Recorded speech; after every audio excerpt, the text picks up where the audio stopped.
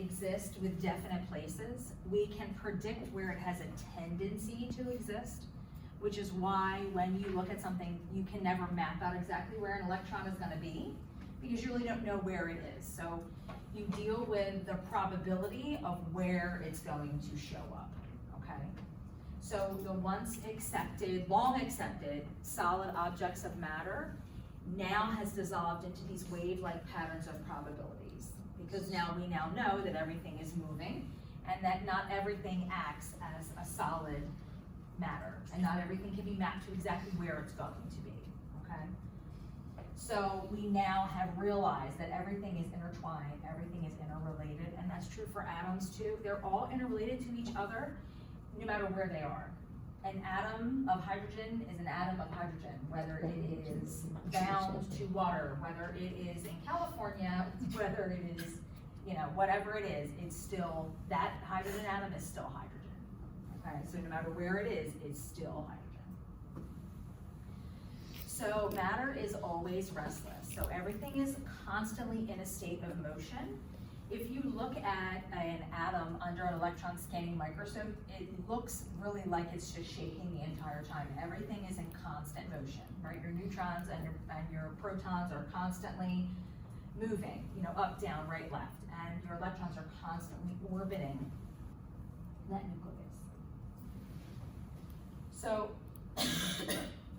this very smart physicist, Capra, okay, he started to look at the energy patterns of that subatomic world to figure out what made things stable and what made things unstable, right? And that atomic and molecular structures which build up matter give it that appearance. So everything is so tight together that it looks like it's solid, but it isn't. Nothing is really solid technically on an atomic level, okay?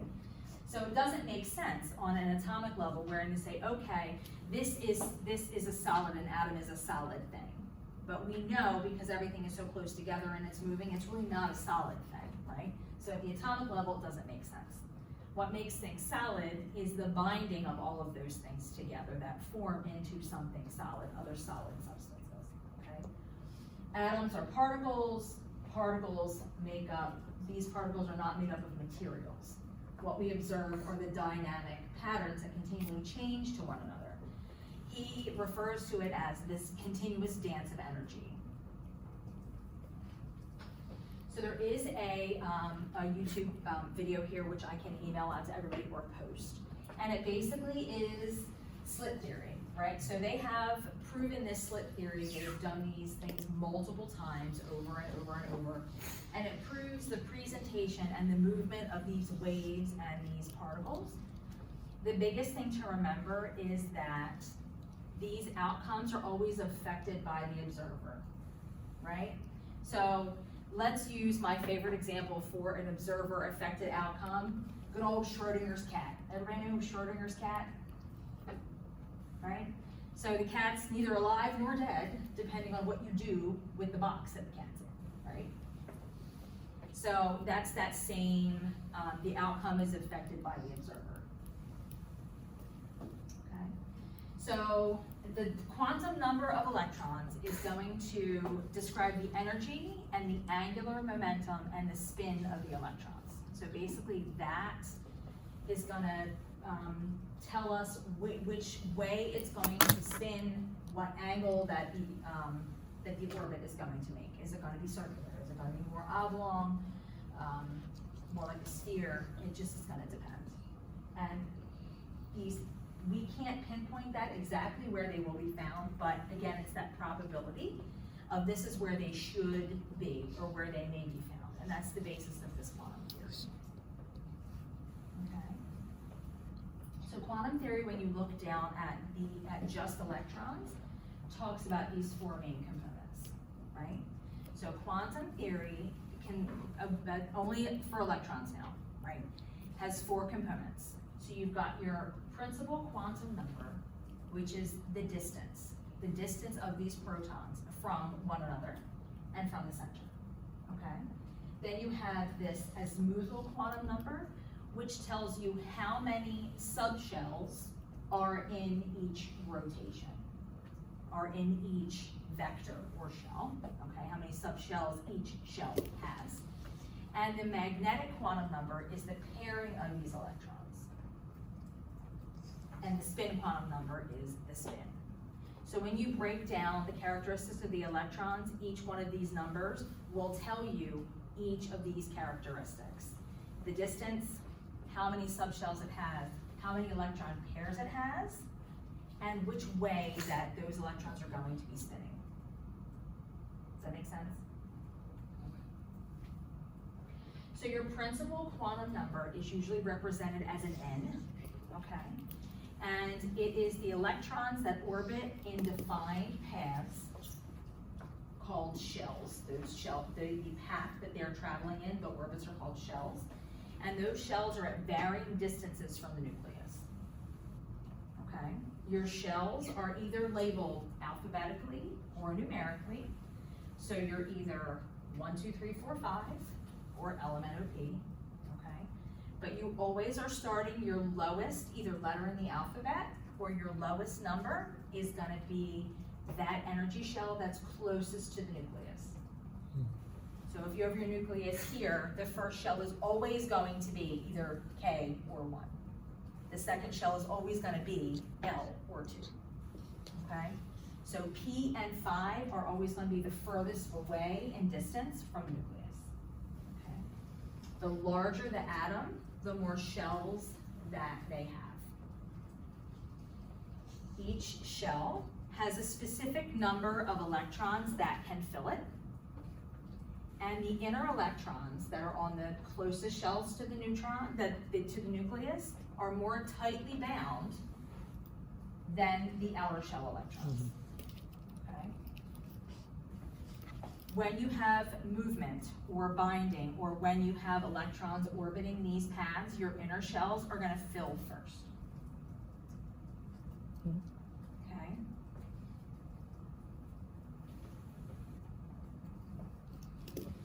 So if you ever need to know, you're saying, I'm not sure what this is, how will I know what the maximum number of electrons that each shell can carry?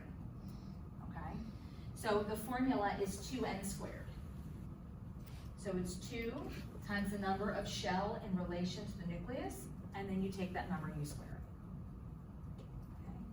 So electron binding, again, is greatest for the inner shell electrons, which just means that those inner shell electrons on the 1, 2, 3, or the KLM, right, are going to be bound tighter in their position than outer shell electrons.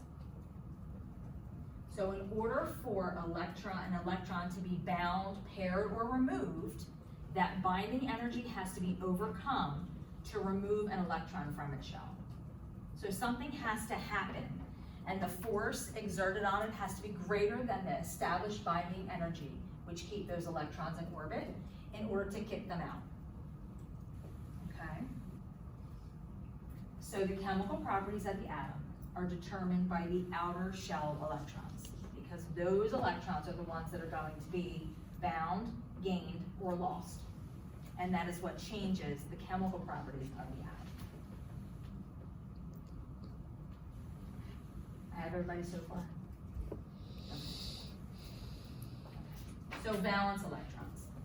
Valence electrons are the actual basis of the chemical reactivity. So the valence electrons are the ones in the outermost shell.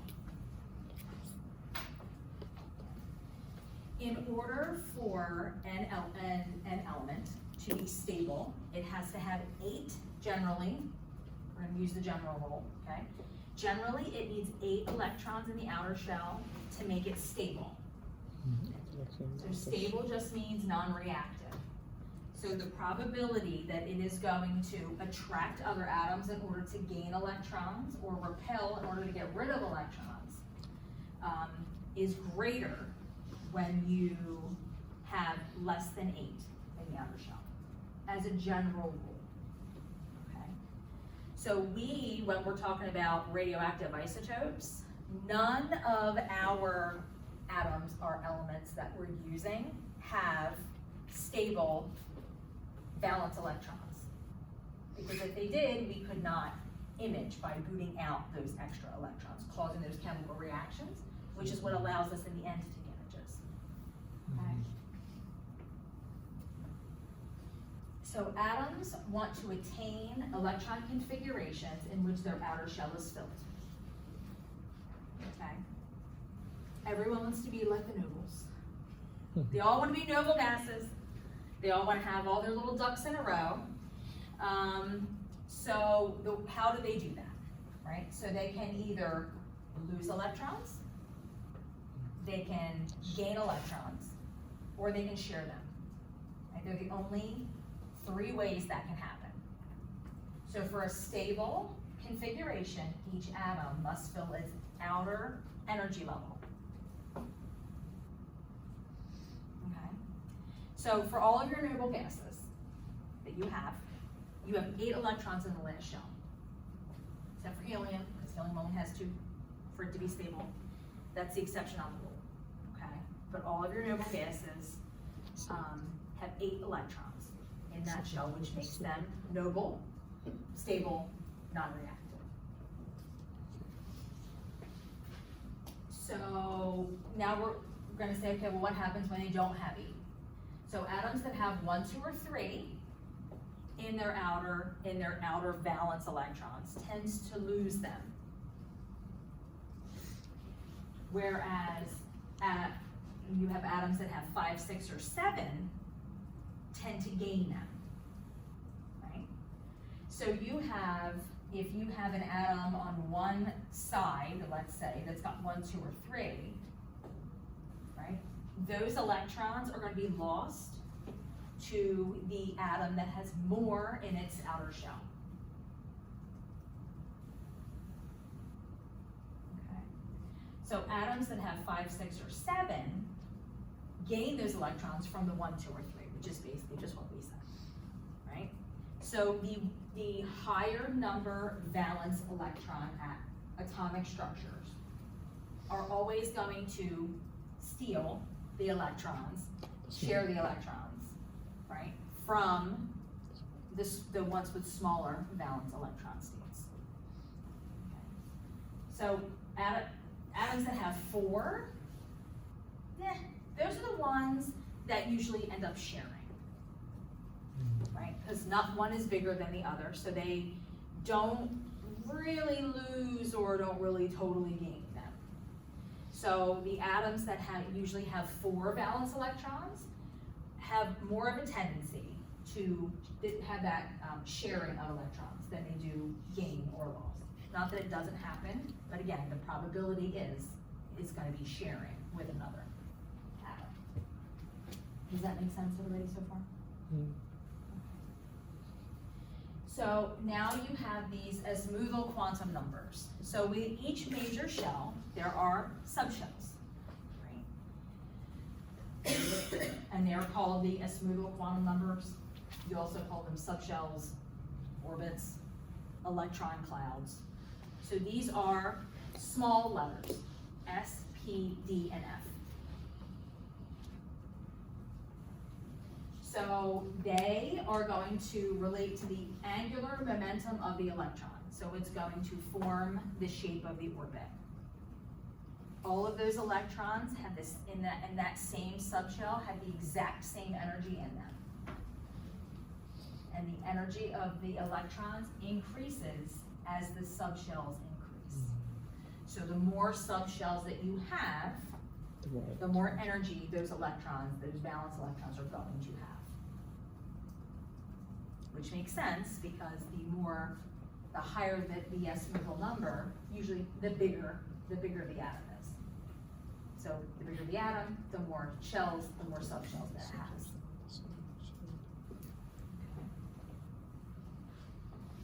So your magnetic quantum number is going to tell you how many pairs that it can hold. So the inner shells will always, usually will fill first. Okay. So your S shell can hold 1 pair or 2 electrons. Your P can hold 3 pairs or 6 electrons. Your D can hold 5 or 10 electrons, and your F shell can hold a pair of 7 or 14.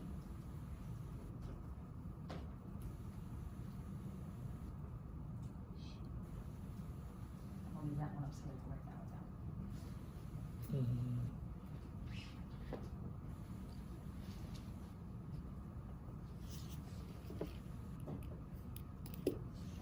Just give me a nod.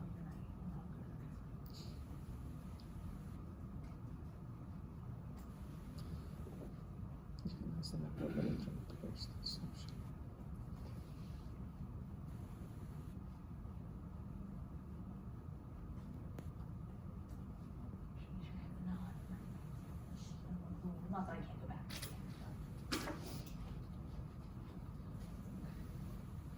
So your spin quantum number.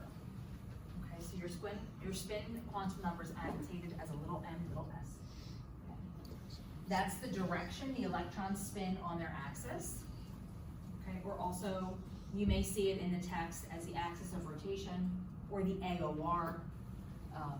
They're all basically that spin quantum number. An electron can spin on its axis in only one of 2 directions. So it can only go clockwise or counterclockwise. Those are the only 2 ways that it can go. So therefore, only 2 electrons can occupy the same orbit.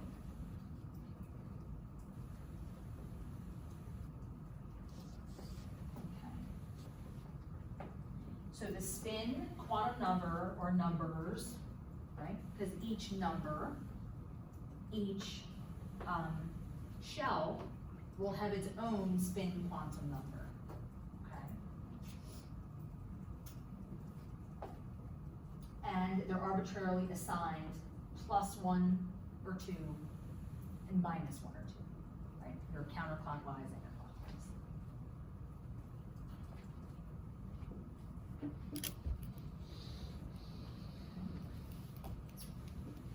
So if you think in your mind of every picture of an atom that you've ever seen, right?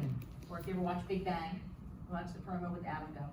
None of those atoms are going in the same. One's going this way, one's going this way, one's going this way. So they end up looking like rings that are going in different directions. Okay? And this is why they look like that. So the Pauli exclusion principle states that no 2 electrons in an atom have the same set of 4 quantum numbers.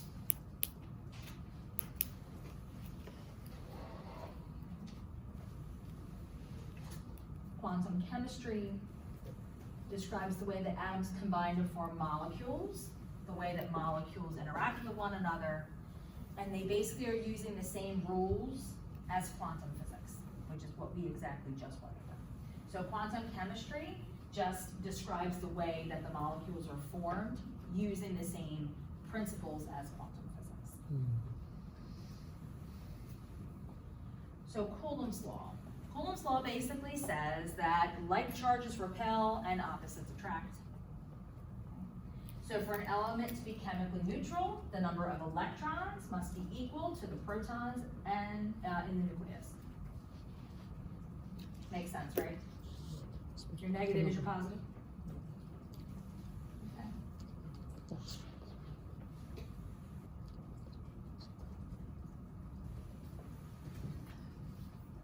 So now you have these extra electrons. What are you supposed to do with them, right? So they, right, the outer shells, they must be filled or close to filled for that chemical bond reactivity.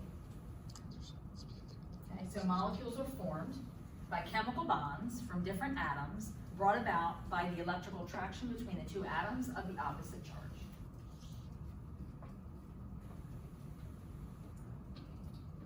So chemical bonds happen where then? So if you have a chemical bond, does it change the nucleus of the atom? Right, it changes the shells, right, outside. So chemical any kind of chemical bond or chemical reaction doesn't change the nucleus, okay? It changes your outer, it happens outside the nucleus in those electron shells and subshells. So the basic principle of this is just to maintain chemical stability, your electrons have to equal the protons, which makes sense because your pluses and your minuses have to line up. That's what makes it neutral. Okay. Electrons make up the most of the volume of the atom. Okay. So if you're looking, the nucleus is the same size. The larger the atom, it just is larger because you have more shells and more subshells. So those electrons and where they live make up most of the volume of the atom. Okay. Those electrons will fill the shells in a progressive order. Inner first, and then going out.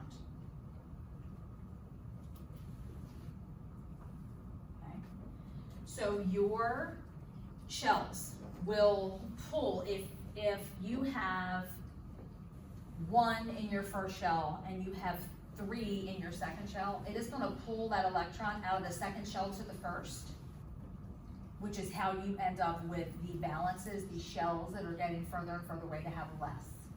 So the inner shells, and that's because of their binding energy. They have bigger binding energy and will pull them towards it. Chemical reactions all involve the exchange or sharing of electrons, and never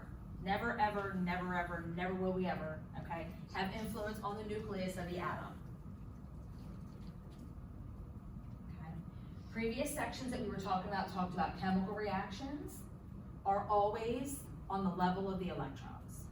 Changes that are outside the nucleus and combining of elements. Now, the electromagnetic radiation. What is electromagnetic radiation, right? So electromagnetic radiation is the production of gamma rays and X-rays. So as we talked about before, particles can act as particles or waves, right? So here is your wavelengths and your standard waves. Your radio, microwave, infrared, visible. This is just kind of to explain frequency, amplitude, and wavelengths. Okay. So you go from buildings, like your radio in your buildings, you have these big, very long, very wide wavelengths. Okay, except when you get to your X-ray, you're a lot closer. But your gamma rays, you are super close. You're 10 to the negative 10 or 10 to the negative 12. Those waves are very, very close together. So electromagnetic radiation is radiation or energy. Radiation is only energy. That is what it is, okay? It travels in waves. Okay, those little packets of energy are often called photons. Thank you, Mr. Einstein. They do not display properties of mass. Okay, photons do not display properties of mass. Fluctuating fields of electric and magnetic energy are going to oscillate perpendicular to each other and perpendicular to the direction of the way that that energy is propagated. So I put a link just to explain that a little bit better visually. It's easier to visualize than it is to actually like wrap your head around it. So there is a link on Blackboard about electromagnetic fields. Okay. So your examples are your heat waves, your radio waves, your infrared waves, light, visible light, okay? And which goes back to that chart that we just displayed, so you can see the difference between the wavelength and the amplitude, etc. So properties of this electromagnetic radiation, you may also see it if you're doing the reading or you're Googling. Sometimes it'll just pop up as EMR, E little m, capital R. But just know that that is electromagnetic radiation. Sometimes in the text they like to truncate everything. Okay, but waves always have 3 properties. They have wavelength, they have frequency, and they have velocity. Okay. Velocity is always constant. But your frequency and your wavelength are going to differ among the different types of waves that they are. Okay. Your velocity is just speed at which the waves travel. Okay, and the best example is the speed of light. The speed of light never changes, ever. It's 186,000 miles a second. It's been that way forever, and it will be that way forever. It is a constant. Okay. Whenever you're looking at formulas that have to do with wavelength and velocity, it is always going to be designated as the letter C. Okay. They chose C because it's the constant. Okay. So your wavelength. Your wavelength is your distance from any point on the wave to the same point on the next one. So we just chose peak to peak, crest to crest. But you could measure wavelength here. As long as it's the same on both sides, you can measure the wavelength there. Okay. So it's designated by the sign of lambda. And it's measured in a unit of measure called angstroms. So 1 angstrom is 10 to the negative 8 centimeters.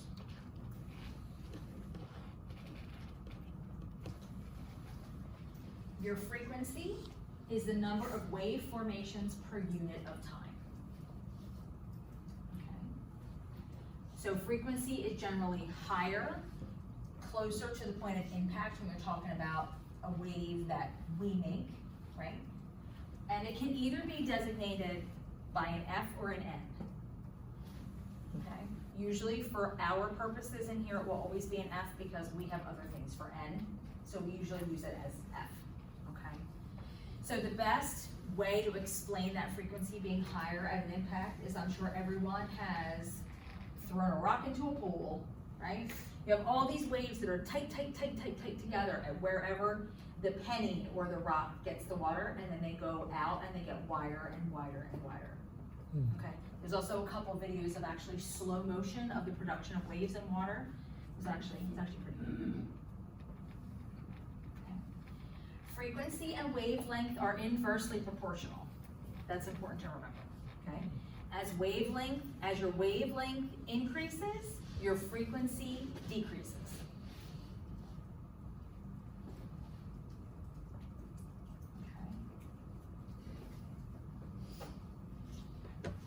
So if you're looking at how you're going to determine that relationship between the two, right?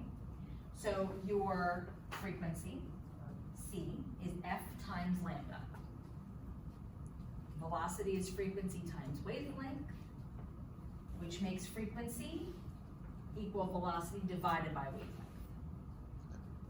So it just depends on what you're looking for or what you have, how you lay out your formula. But as long as you have two of those things, you can figure out the other. Okay. Waves have a very short wavelength, or a high frequency. They may in actuality assume the properties of matter, and all that means is that they appear to have some kind of mass to them. Okay.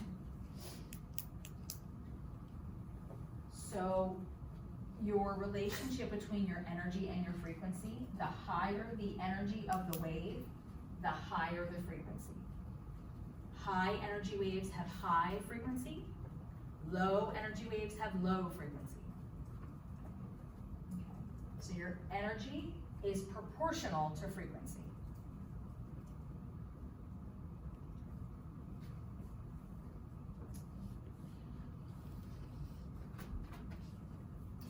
So this formula by some very, very smart person who was before all of our times, okay, realized that he could mathematically express the relationship between energy and frequency, right? So E equals HF. So E is your energy, F is your frequency. And H is Planck's constant. So So Planck's constant is 6.625 times 10 to the negative 27. You don't need to remember that number. When we do any formulas that have this, or we have any math problems, I will provide that to you. That's not something you have to like memorize that number. Okay. It's just important to remember that as energy increases, frequency increases, because energy and frequency are always proportional. Exactly. So frequency and wavelength are inversely proportional. So energy and wavelength are also inversely proportional. So as your energy decreases, your wavelength increases. We go back to the rock in the water, right? So that's why when you throw that rock in the water, your waves are tight in the very beginning, and then as they start to spread out and away, as the energy decreases of you throwing that rock in the water, your wavelength gets longer and longer and longer. There's more of a gap in between each one of those peaks.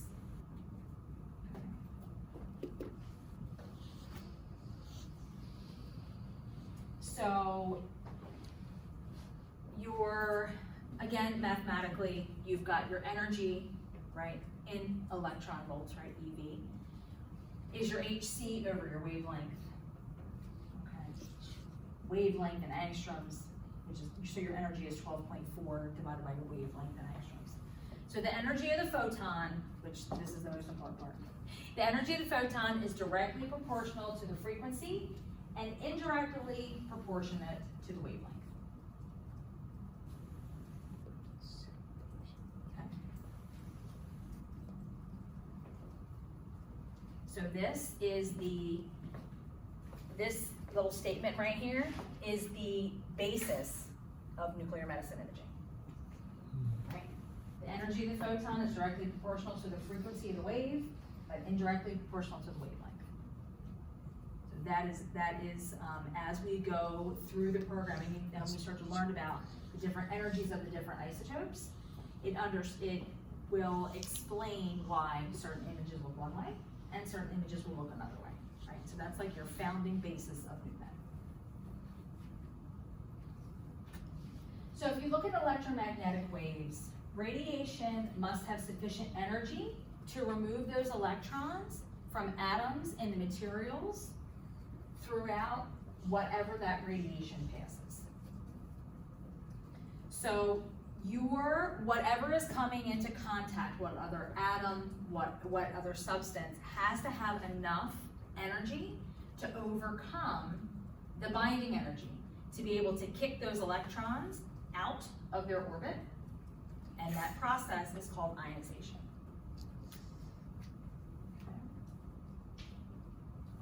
High frequency electromagnetic waves and energetic particles that can produce ionizations are called ionizing radiation.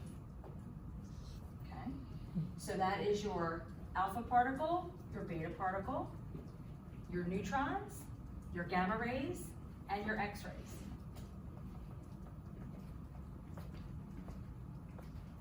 Diagnostic, therapeutic, right? Mm-hmm.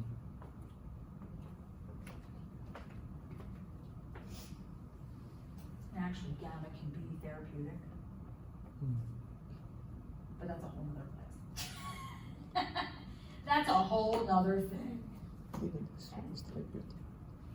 So now you have non-ionizing radiation that basically means they don't have enough energy to ionize those atoms and interact in ways that create those hazards that ionizing radiation do. Okay? So that basically means your microwaves, your visible light, your radio waves, your TV waves, things that are considered safe, right? So non-ionizing radiation doesn't have the ability to make any kind of change.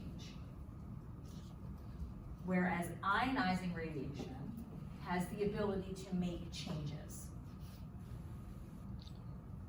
Okay.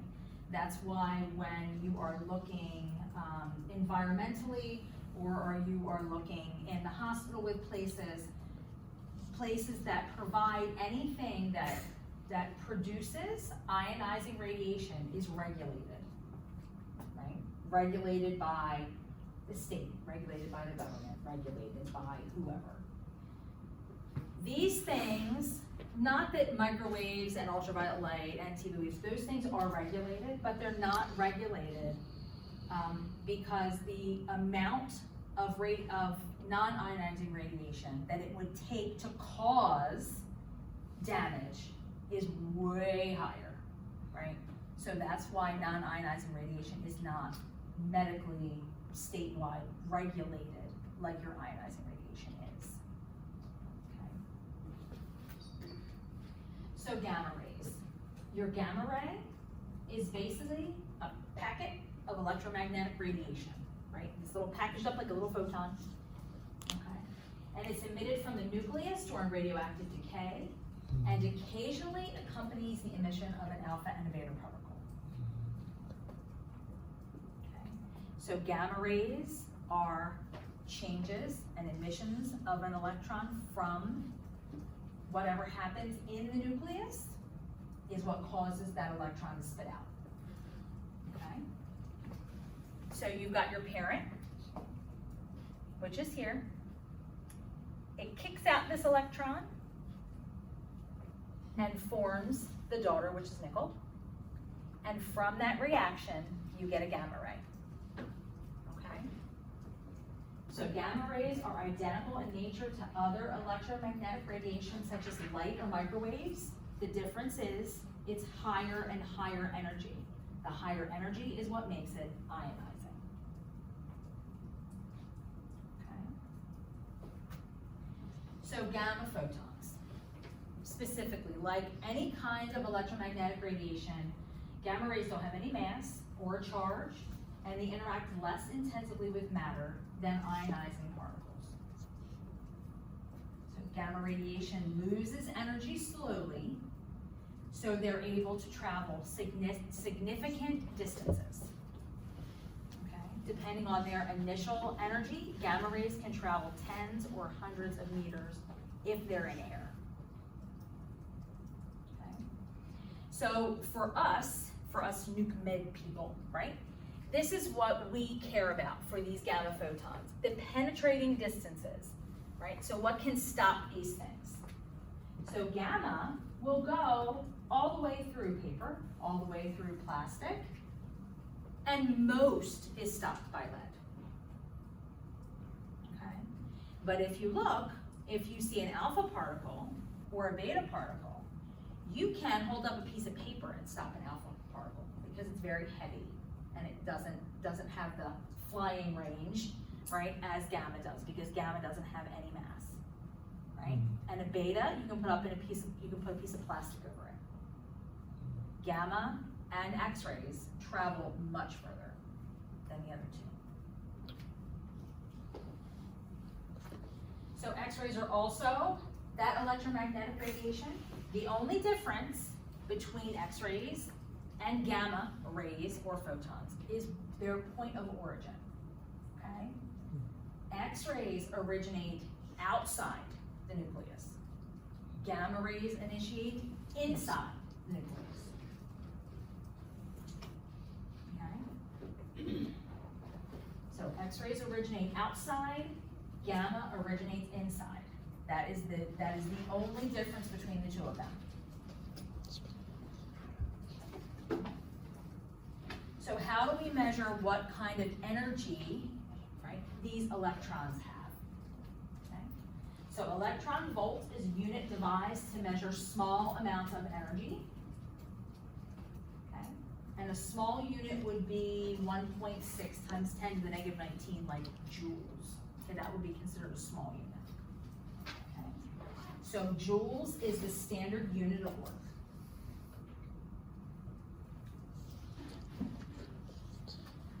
So we go back to the whole EV, electron volt, makes sense when we think of batteries, right?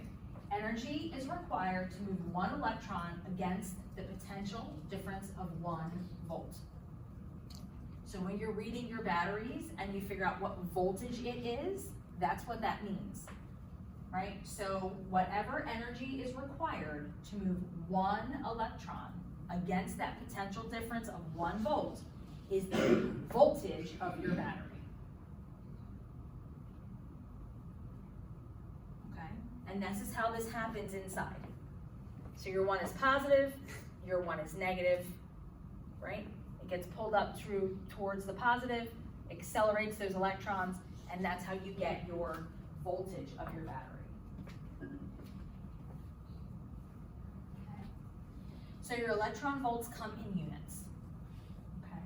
The most commonly used units for us, which will be, they're going to be keV or MeV. Okay. So a mega is 1 million EV. A kilo is 1,000 EV. EV is just electron volts. Okay. Prefixes are always in the metric system. Okay. So if you look at the conversion, right? So 10 to the third power of EV is 1 keV. 10 to the 6th is 1 MeV. And 10 to the 9th is 1 GeV.